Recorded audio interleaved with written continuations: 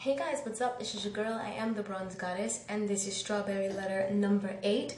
And this one is it's called "Too Late for Cold Feet," bruh. Yeah, because it is. Before I get into the Strawberry Letter, let me first say that opinions are like belly buttons. Everybody has one. And also, please keep in mind that these are real people with real problems, so please be considerate before commenting. All right, with that being said, let's get down into it. This one's really, really long, so I'm going to read it, and then I'm going to kind of summarize the rest of it, okay? Okay, let's see. Trying to get to the top. I recently got married 2 months ago. Left everything behind in Florida to follow what I thought is my soulmate and someone I want to spend the rest of my life with here in Maryland. Yet here I am, and the chips are beginning to fall. Going back home is not an option. My family would break me down and say I told you so. And my eyes just tear up at the thought of all of that. Sorry. To begin, my husband has claimed that he's observed me since we've gotten up here, and I've become antisocial, and the progression of that has gotten worse. Yet I feel a lot of what he claims of me is a mirror image of what he does as well. He's been a bachelor for quite some time prior to us getting married, and he too has been showing signs, but I just accept it and let it be. Yet each day he walks through those doors, his demeanor comes across uninviting. I'm not even greeted with a hug or a kiss, just a hello most of the time, and his time almost seems to be spent on multiple computers.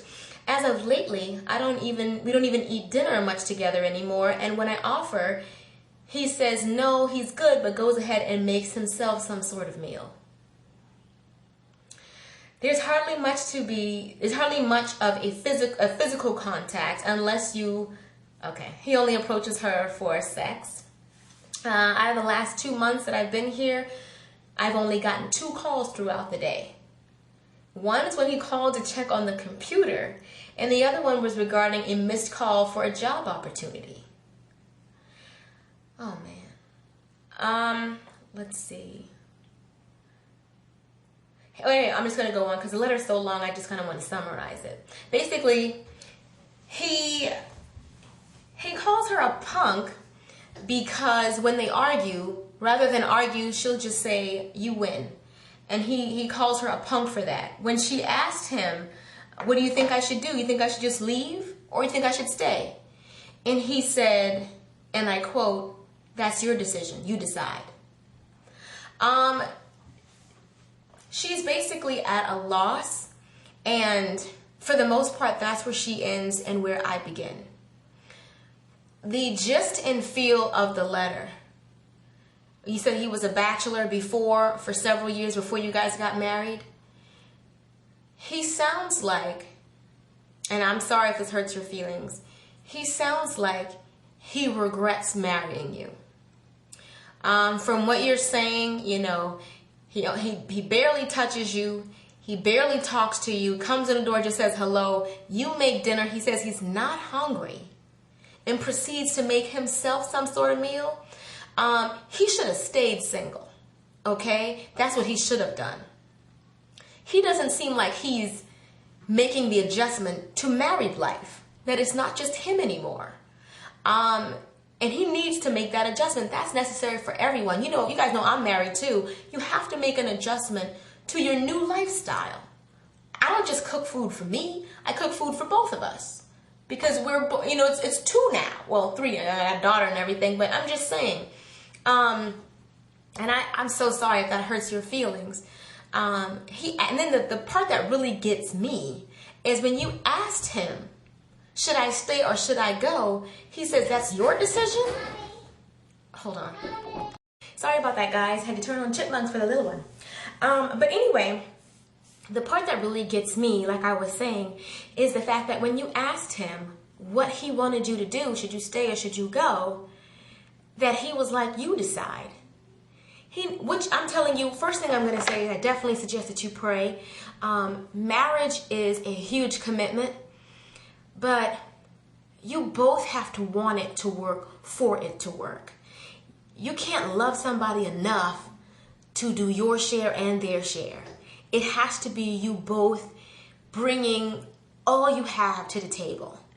And to be honest with you, it sounds like he is slowly but surely checking out of the relationship.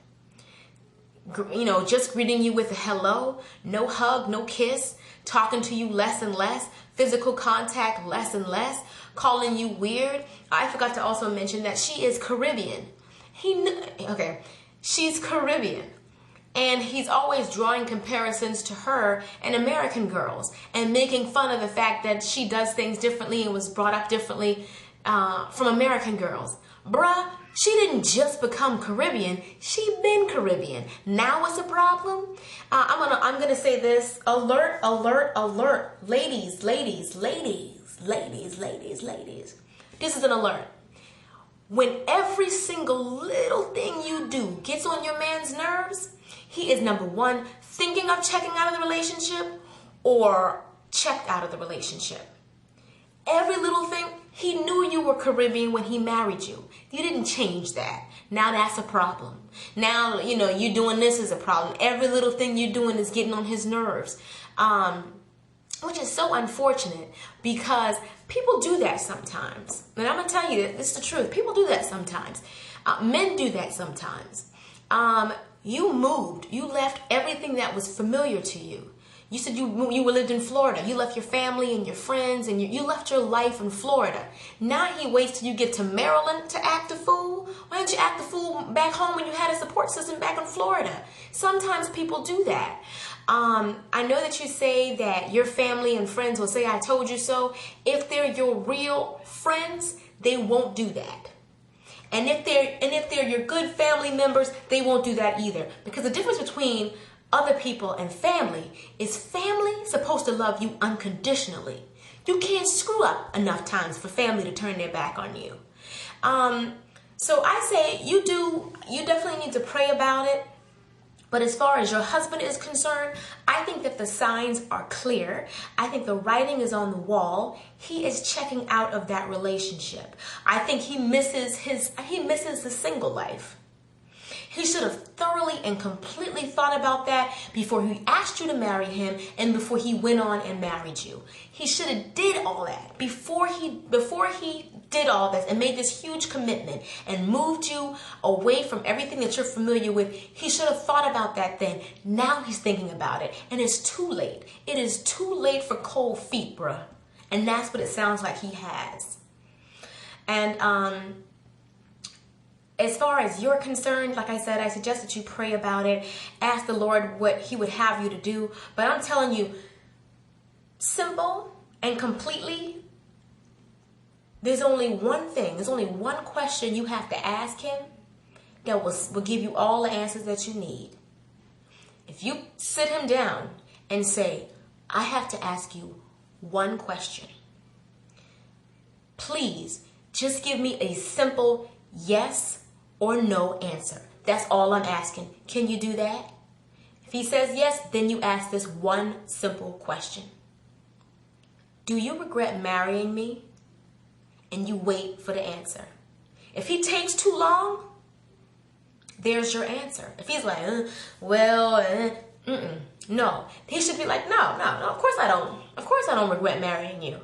But if he takes too long to answer your question, then you have your answer. And to me, that's what it sounds like. He doesn't want to be the bad guy that broke your heart, the bad guy that moved you all the way up here, and then he doesn't want to be the bad guy. So he's picking at you and bothering you and trying to get you to be as miserable as he is. Because he wants it. Let me tell you what he really wants. He wants it to feel to you like it was a mutual decision. He don't want to be the bad guy that left you, because then he's a bad guy. So he's trying to make you think, hey, maybe there is something wrong with me. Maybe I am antisocial. Or maybe ain't nothing wrong with you. No, ain't nothing wrong with you. He wants it'll make him feel better. If he can get you to say, you know what, maybe you're right. Maybe this isn't working. Then you let him off the hook. Say, no, I'm willing to try if you're willing to try. Aren't you willing to try? He doesn't sound like he is.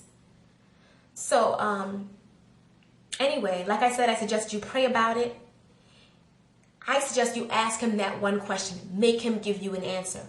we're not gonna go back and forth. This doesn't have to be an argument. We don't have to debate. None of that. Can I just ask you one question and you promise to answer me? If he says yes, do you regret marrying me? And get the truth out of him, right? That's all you need to know, because that's what it sounds like. And if he says, no, I don't regret marrying you, well, how come you don't touch me anymore? How come you don't say hello anymore? How come me being Caribbean is a problem all of a sudden? Like, what happened? What happened? What's wrong? What do we need to work on? But anyway, that's just my opinion. Please leave your comments, your video responses, all that. Please, she needs help. And this one made me angry. This one made me mad. Because to me, it's so obvious what he's trying to do. He doesn't want to be the bad guy. So he's trying to make her feel like something's wrong with her. But she hadn't changed. He's changing. He was so used to being single. He don't want to tell you that that's really what he wants to go back to. Because why would you, just common sense, if somebody cooks for you, why would you go and cook yourself a little meal? Now my food ain't good enough? So, you know what I mean? Do you see what I'm saying? Your food ain't good enough now?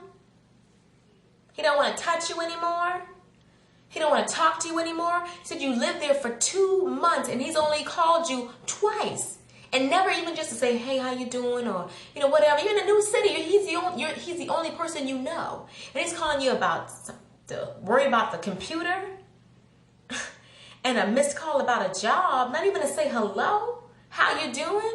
I hope your day is going okay. I know we're in a new city. It's just me and you, but that's okay. It's me and you against the world. Nothing upbeat or positive like that. Girl, anyway, like I said, everybody just pray for her too. Pray for her. Pray that God gives her the strength and the wisdom and gives her the words to say to get what she needs. She needs to hear this. She needs to find out how he feels. Before you can decide what you're going to do next, you need to see what the other half of this relationship wants to do. It's about, are you both on the same page about where this relationship is going? If he's unhappy, then what you're going to do it doesn't really matter. Because he's not going to meet you halfway. You can't love him enough to save the relationship by yourself. You can't do it all by yourself. It has to be 2 people, not 50-50, 100-100. And he's not giving you 100. Anyway, I will see you ladies and gentlemen in the next video. Till next time, later divas. Peace.